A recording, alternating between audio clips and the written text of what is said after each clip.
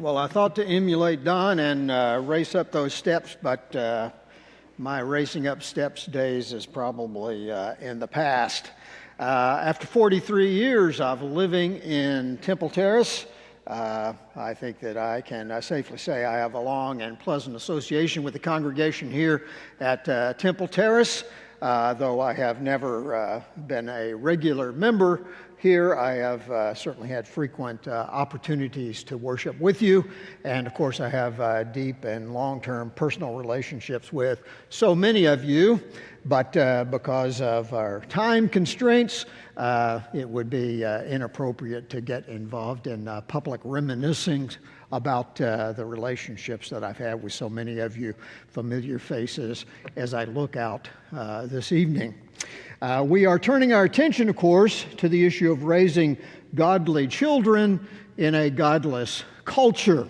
And as we turn our attention to that topic, I am mindful of what the crusty older member said about the young preacher when he began to preach about families. Now right there's where he left off preaching and started in on meddling. And of course, unfortunately this evening, I don't have the privilege of preaching first and then leaving off that to meddle. I just jump right into the meddling part of the sermon. And we think about this issue of raising children, and someone comes to us and speaks to us about the things that are most personal to us. There's always some consternation about exactly what that speaker's attitude or motivation is. And I can tell you that I approached the topic with considerable humility. And as I used to say when I preached on the topic, when I was a meddling younger preacher, there are only two kinds of preachers who ought to be preaching by this topic: those who are young enough not to have any children yet, and those who are fortunate enough to be older and their children are all grown and have moved out of town. And so I understand that when I speak on a topic like this, many of you, of course, will want to think about how well I have applied some of these principles myself. And I suggest, with humility, probably not as well as I wish that I had or that I should have. The one really great contribution that I made to the well-being of our children was the very wise choice I made of picking Wanda out and pursuing her and convincing her to become my wife and the mother of my children. So with that kind of appropriate introduction, I think, about the topic and my attitude about that, let me suggest to you some of the things that I hope will be useful to you as you consider this issue of how to raise godly children in a godless society. One of the things that frequently comes up when people talk about this question: is it harder to raise godly children today than it has been in the past? And most everybody will affirm that that's the case, that we live in much more difficult times.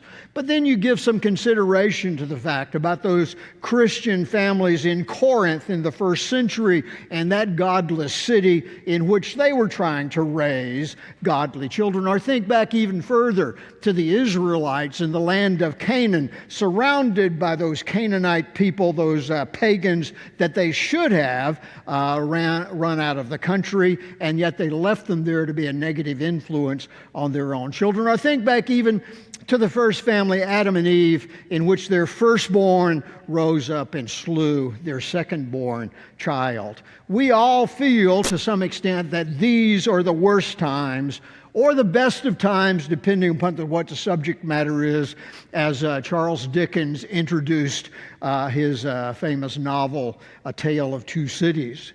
Of course, as we think about this issue of raising godly children in a godless world, we do recognize the difficulty principally seems to be the intersection of the dependency and the needs of children with the selfishness of modern parents, certainly in the society in which we live today. That's become much more of a difficulty. The dependency of children because of the prolonged period of adolescence in which they're training for adult status in society, because of the increasing freedom that they have in a technologically sophisticated world, and the increasing kind of selfishness that we all face as a result of the indoctrination of the culture that we live in.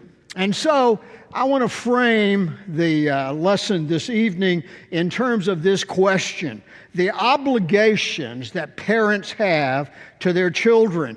What do parents owe to their children when they brought them into the world? We have, in fact, of course, sometimes heard a child say to their parent, surely not your own children, but a child would say to their parent, "I didn't ask to be born." And of course, they have the right of it there. Had they had the opportunity to ask, they probably would have asked to be born. But it is true to some extent that we brought them into the world, and when we do that, we shoulder the responsibility and the obligations to that child. And what do we owe to that child? First thing I would suggest, a fundamental starting place, is we owe them the right kind of attitude. We need to think about them in the right way. Ask parents today, why do you have children? And very frequently, the response that you would get would be something pragmatic, like, for instance, to carry on the family name, or to provide support for us in our old age. Or maybe they give it a little more serious thought and they come up with some response like, well, because it's fun to have children. And of course, all of those things, pragmatic or selfish, are not the kind of attitudes that the Bible suggests that we ought to have when we think about having children. The Bible suggests that, in fact, what we ought to think about in having children is that they are from the Lord. They are a blessing. And if you know a young couple that have tried to have children and have not been blessed with having children of their own, then you recognize at that moment what it means to think of them as a blessing from the Lord. Behold, the psalmist says, children are a heritage from the Lord. The fruit of the womb is a reward. Like arrows in the hand of a warrior, so are the children of one's youth. Happy is the man who has his quiver full of them. They shall not be ashamed, but shall speak with their enemies in the gate. And as typical of most Bible passages, that packs a whole lot of meaning into that single verse. But what I would like for us to focus on is to recognize this when we think about our children. They are a reward. They are a blessing. They are the means by which God makes us able to stand without being ashamed before our neighbors. They are our heritage. You think about what that means, a heritage. We stand between the generation that came before and the generation that comes after. The children that we bring into the world and that we raise are going to be the message that we leave to the world about our own lives when we are gone. Someone once challenged by saying, if you could write a single sentence, or maybe a paragraph, or maybe a book that would represent you after you had passed on, what would you write? And you think about the care with which you would put into that, the kind of consternation you would experience about how to say things or what would you choose to say. But the truth of the matter is, we have already written, if we are parents, that letter, or are writing it if we are in the process of raising our children now. The Apostle Paul writes about those who were his children in the faith in 2 Corinthians chapter 3 and verse 2, and he says, you are our letter, written in our hearts, known and read by all men. I've had the privilege of working at Florida College for these 44 years, and in that period of time, I have seen families that have brought their children, and then the grandchildren have come. And as you see the heritage, you see the record that is being written for better or worse, you recognize the significance of this. That in fact it is our children who are going to live on after us to represent what we have done with our lives. You could never say, I think, of a person that they were a success in life if their children were not successful. If they didn't provide for their children and raise them in the nurture and the admonition of the Lord, then that's one of the great failures in their lives. You think about Eli and his children, Samuel, the great prophet, and his children, David, the man after God's own heart, and his children, and you have to recognize the failure, the enormous failure in the lives of those men. One of the things that I admire about Noah, despite the fact of living in a godless society, so godless that in fact God brought an end to it with a flood, was he at least saved his own children and the wives of his sons. And what is it that could crown our old age more than our children and our grandchildren? When we were first raising our children over on Glen Ridge Avenue across the street, there was a couple who had no children, and apparently deliberately had no children. Two alone was the vanity plate they had on the back of their sports car. And I wonder frequently these days, 40 years later, where they are and what their life is like, how impoverished it must be. I don't care how much money you accumulate. I don't care what kind of fame you might have in business or in academics. If you don't have children and grandchildren around you in your old age, then you are in many ways impoverished. This is the heritage that God has given for us. And what more difficult task could there be than the raising of children in a godly way? There is a lot of difficult tasks that you might undertake. A lot of skilled craftsmen here who have lots of different skills in lots of different ways. The technology that surrounds us requires an astuteness of mind and a capability, and we marvel at those who are able to do that kind of work, whether it's the actual hands-on with the computers or whether it's the programming. We admire those who are able to work with steel, or those who are able to work with porcelain, or those who are able to work with words and write sonnets. But what could be more difficult or more important than the raising of children? In fact, when we think about our children, we recognize that's one of the most important tasks that we will ever undertake. In Mark chapter 9, Jesus brings the child in front of them, and he says, "Whoever receives one child like this in my name receives me." You receive me when you receive this child. And of course, he's talking in some more general kind of setting.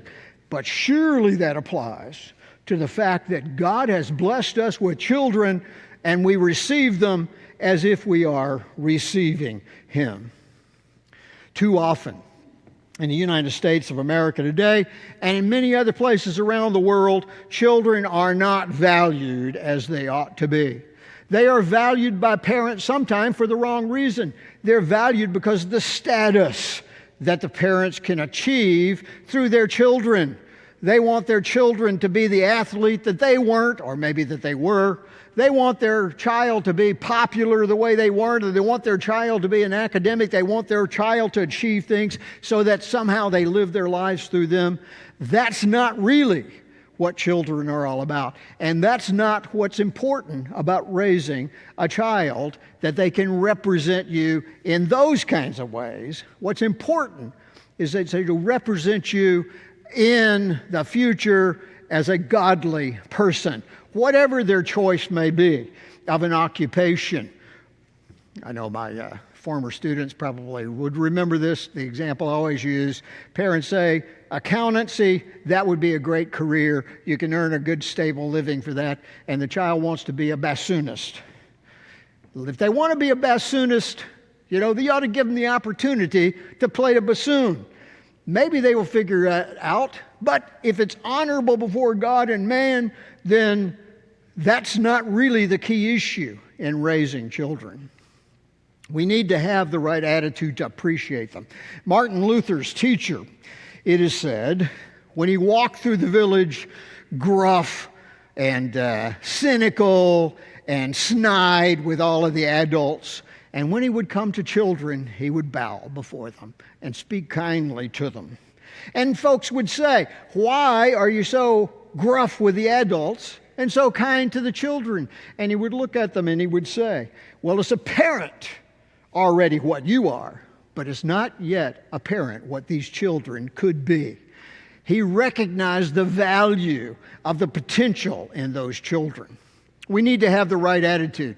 And we need to provide to our children, we have an obligation to provide them with security. The security of a stable home.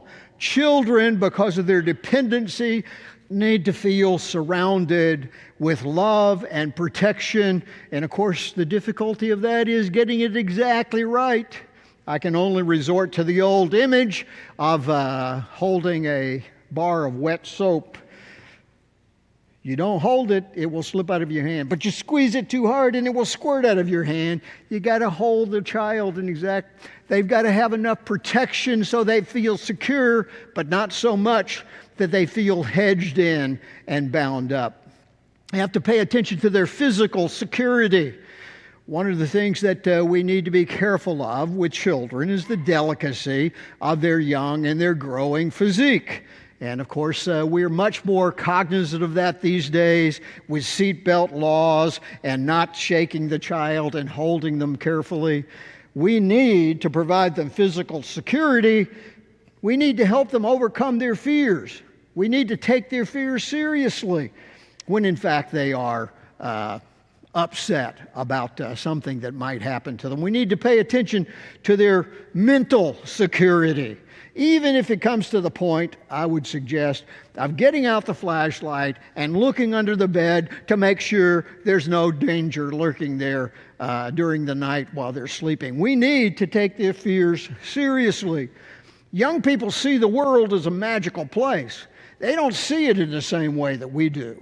And it's just like amazing when every once in a while you have one of those kind of glimmers of insight. I remember my oldest told me after he was, and they tell you so many things after they're grown that you wish you had known at the time, but he was telling me, we drive down the highway with the windows open and the wind blowing in, and as it blows through, there's one of these paper bags that's kind of rotating around in the footboard, and then out the window it goes. And he said he was so terrified that he was going to be blown out of the window too. And you just don't even stop to think about those things. They don't think to tell you about that. The only person who ever really understood that about children was Mr. Rogers. Mr. Rogers would sing, "You can never go down, never go down, never go down the bathtub drain." And who would think to reassure children of that? But they have a need for that kind of reassurance, that kind of emotional security. One of the best lessons I think we ever learned, our oldest child was premature. And of course, fortunately for us, in some ways, it was our eldest because we didn't have anything to compare it to. He was like 4 pounds when we brought him home from the hospital, and we thought that's just the way babies were. And, we were worried about all those things new parents do. Should you feed on demand? Should you let them cry themselves to sleep? At what age should you do all of those kind of things? And we were blessed to be at a congregation with some older women who were able to fulfill the admonition that Paul gave to Timothy to teach the younger women to love their husband, love their children. And they said, you hold that baby and you rock that baby and you cuddle that baby and you give him all the kindness and love that you can. They need that kind of security. They need that. And you know what they need most of all? Physical, mental, emotional security. What they need is the security of a happy marriage around about them. When they hear the bickering and they feel the tension, that destroys the kind of security that God intended for them to have in the family. Remember that when the spouses are unhappy, the children are going to have a hard time feeling the kind of happiness that we owe them. This old doggerel piece suggests it very well. The family is like a book. The children are the leaves, the parents are the cover, which full protection gives. Love is the golden clasp that binds it all in all. Oh, break it not, lest all the leaves be scattered and be gone. One of the greatest tragedies in America today is the divorce that separates husband and wife from one another and leaves children in a broken home in which they can't have the kind of security that we owe them. If you want to talk about inequality in America, whether you want to talk about it in terms of educational inequality or economic inequality, I can tell you where the problem is, and the problem is in the difference between single-parent households and parent-intact households where children grow up with the security of both parents who love one another and love them. We owe them our affection. We're given that model in the New Testament when Jesus uses the kind of affection that parents are supposed to have for their children to explain to us the affection that God has for us. What man is there among you who, if his son asked for bread, would give him a stone? Or if he asked for a fish, he would give him a serpent? I have no idea about what the emotional texture is of Jesus' sermons to the crowds. But I almost get the sense here that he has gone to this kind of hyperbole, this kind of exaggeration, and paused enough. Either there are chuckles or there are hurried whispers around, surely that could never happen. Parents don't treat their children that way. At least parents ought not to have to treat their children that way. They ought not to do that. But so many parents do that inadvertently, if not deliberately. You shouldn't have to say to parents, you need to love your children. Not when you see them with their newborn and it's new and, they're so happy, but the new wears off and the parents seem to forget that affection. That's why Paul had instructed Titus to tell the older women to teach the younger women to love their husbands and to love their children. Because people don't have that just natural sort of instinct, as we sometimes have said in the past.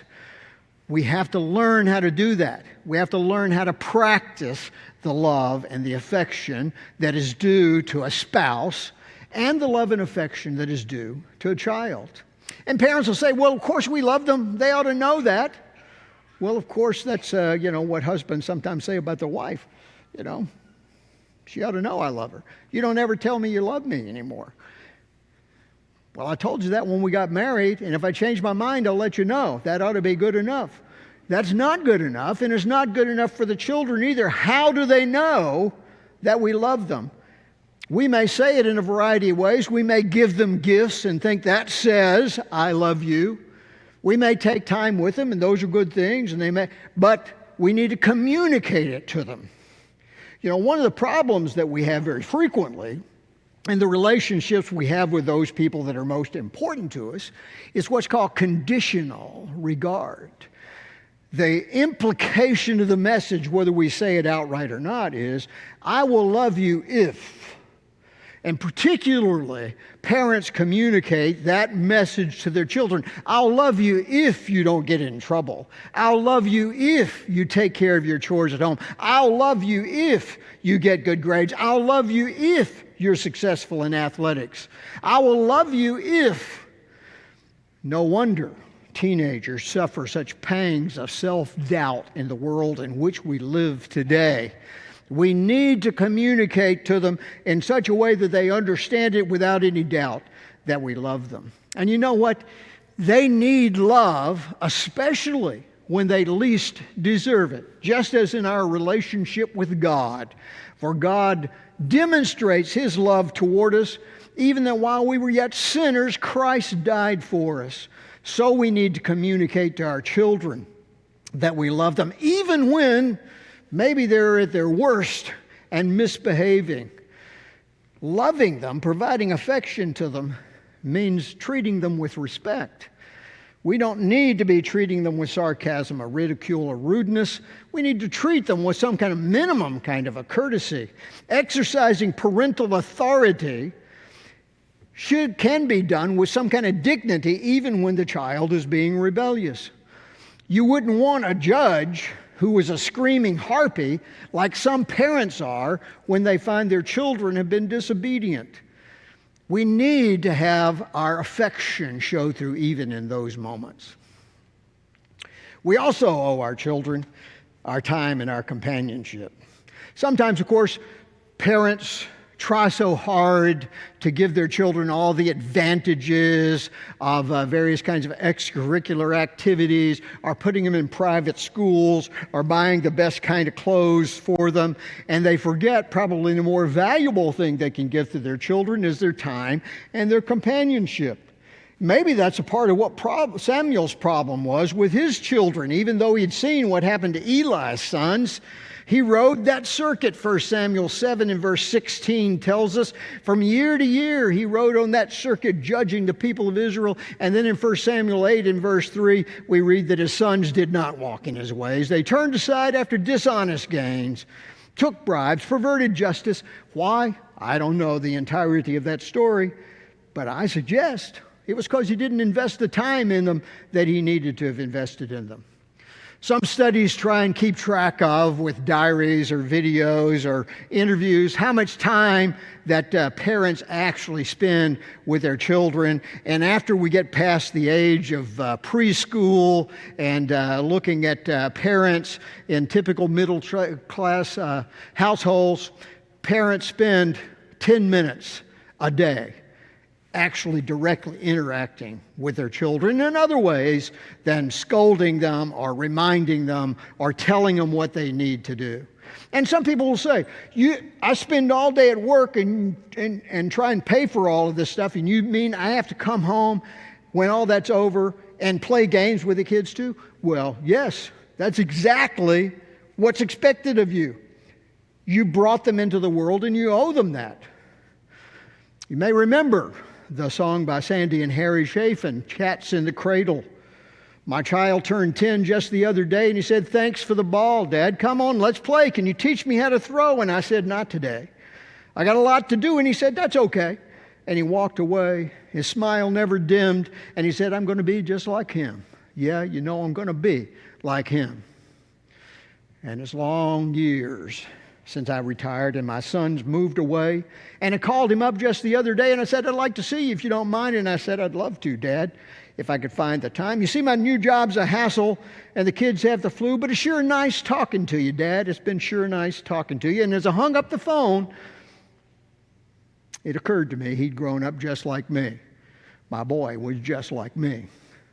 We need to spend time with them. And spending time with them doesn't mean that we give up our paternal status in order to be their buddy. I won't read the whole thing. I have a letter here, ostensibly from Ricardo Montalban to his son. Ricardo Montalban, the Wrath of Khan, for those of you who don't remember that. But I was struck by this letter because he begins and says, "As long as you live in this house, son, you're going to obey my rules. When you have your own house, you can make your own rules." He said, "I have an obligation to perform the role of a father. I'm not your pal. Our ages are too different. We can share many things, but we're not pals. I'm your father. And this is 100 times better than what any pal is." We have the obligation to spend time with them in the appropriate way. And it doesn't have to be big or important things. There's a story told about ambassador from the United States to Britain. Kept a journal, as some of those important men did in the previous century, and his son, following his example, had his own diary. And you look at this one day in which they have a common entry, and the father writes, "Wasted the day, went fishing with my son."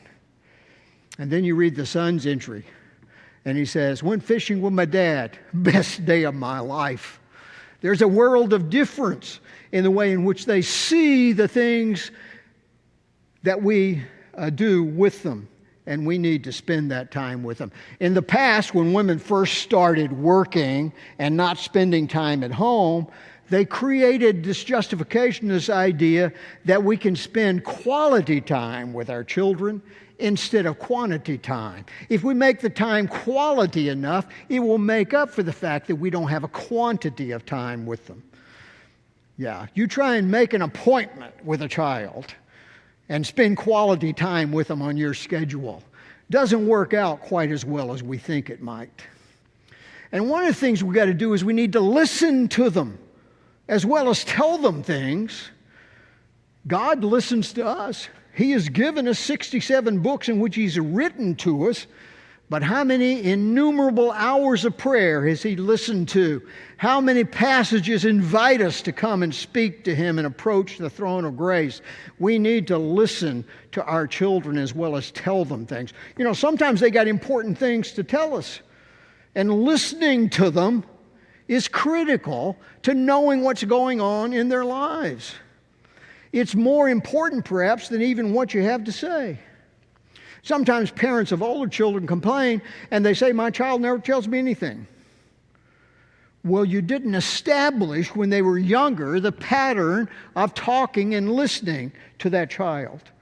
One of my fondest memories is when I'd come home from school, my mother would have milk and cookies, and we would sit in the kitchen, and she would talk to us and ask us about our day.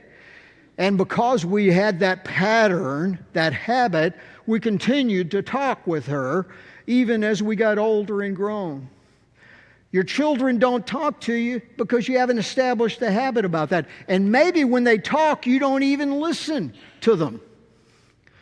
Did you listen when they had something to say? I had a conversation with a man just not too long ago, and he was telling him about his issues with his son. And he was telling me this conversation they had. And he told me in great detail about what he said and what he thought about saying and what he was going to say and didn't say, but what he really did say. And then I said, well, what did your son say? And he had some kind of vague idea about that, but he didn't know what his son had said. He had not really listened to him. You know, we need to listen to what they have to say. And sometimes when they talk to us, especially when they get to be teens, what they say doesn't seem all that meaningful. Doesn't seem like they even understand it themselves. And they need as much help as they possibly can get at that time of talking with them and listening to them and trying to help them understand it themselves. We need to listen as well as just talk to them. And we need to provide them with the right kind of example. Given the natural tendencies of life, children are unlikely to be much better than their parents are without some extraordinary intervention from somewhere else. When my dad would hear one of his children praised, he used to jokingly say, it's not much of a man who can't raise up a son better than himself. And I listened to that as a child and just took it, you know, that's what my dad was saying. But now I think I would say, you know, it's quite a man that can raise children better than himself. You have to give them the right example. The quality of the parents is going to approximate to a considerable extent the quality of the child.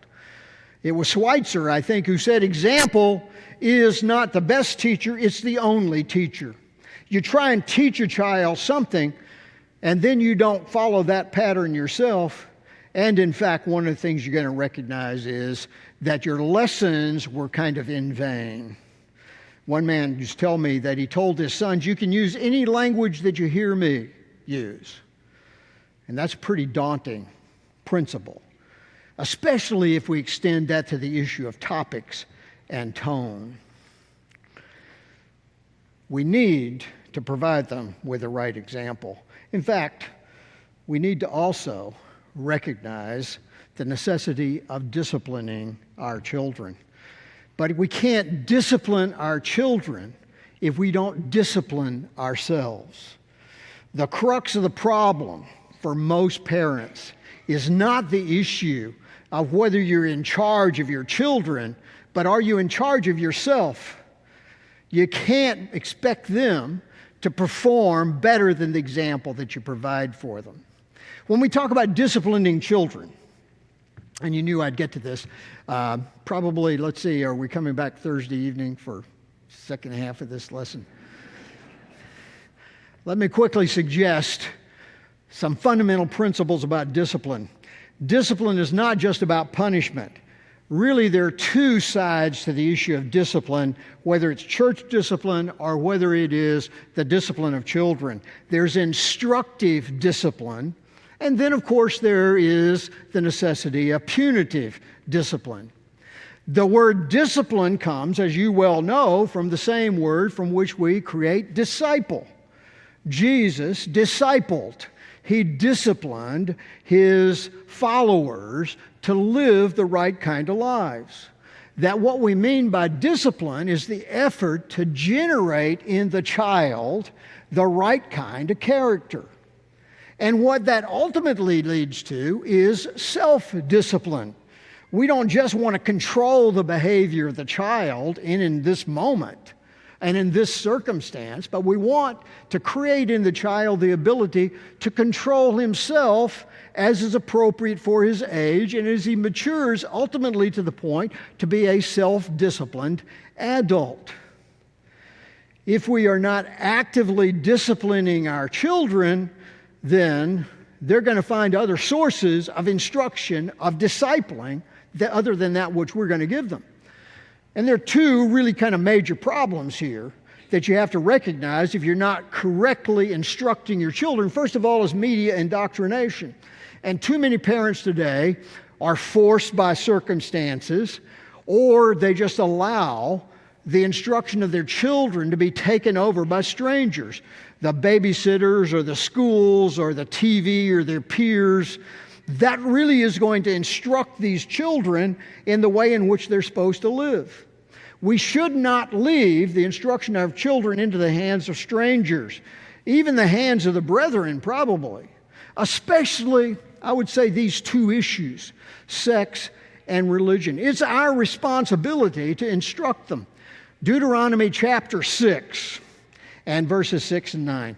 I don't know if you've ever been over to the college out on the bricks that have the engraving on them out underneath the big tree at the front next to Bullard. But there are a number of those bricks, and when the time came to buy those bricks, we were only able to afford a half of one. But on that half of one, here's what we wrote, Deuteronomy 6 through 9. These words I command you today shall be in your heart. You shall teach them diligently to your children, shall talk of them when you sit in your house and when you walk by the way and when you lie down and when you rise up, and you shall bind them as a sign on your hand, and they shall be as a frontlet between your eyes. And you will write them on the doorpost of your house and on your gates. And some people, strangely enough, they want to wait till the child is old enough to make up his own mind about religious issues. It just doesn't make any sense in any area of life, but certainly not in the issue of the most important areas of life, our relationship to God. Mother asked the psychologist, when should I start training my child? And the psychologist said, well, how old is your child? And she said, 5. And his reply was, you better get up right now and get home because you've already wasted 5 years. Those are critical years too. The average child in America today spends 60 hours in front of screens every week. You may think that's a large number. Well, it is a large number. You may think that's an impossible number. You might want to check. 60 hours in front of screen time. That's 36 hours by the time they're 18. They will spend 15,000 hours in school. Twice as much in front of screens. By the time they have reached the age of 18, they probably have seen 18,000 murders, 6,000 rapes. That's a lot of instruction that you've got to counteract. You need to be spending time talking to them about the things that they're doing on the screens. And one of the things about the screen time is it's a lot more passive than a lecture is. It's a lot more passive than reading a book. And we talk with some concern in this society, at least that was one First Lady's concern, about the crisis of obesity among children. But not only do we have the crisis of obesity among children, it creates a laziness of mind in which they have inability to read, an inability to listen to a lecture and to understand it. I have seen over the last 40 years an increasing or a decreasing ability on the part of young people to listen to a 40-minute lecture. Maybe there is some benefit after all to these long sermons that our kids are exposed to as they grow up. One of the other things you have to be concerned about is the peer pressure. We have a generation that is more peer trained today than ever, due to, in some ways, to the separation of the parents and the children's world, but especially due to the kind of social media that broadens and strengthens the indoctrination of peers.